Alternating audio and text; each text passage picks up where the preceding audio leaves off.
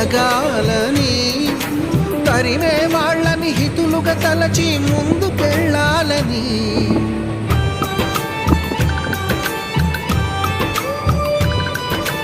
కన్నుల నీటిని కలల సాగుకై వాడుకోవాలని, కాల్చే నిప్పుని ప్రమిదగా మలచి కాంతి పంచాలని.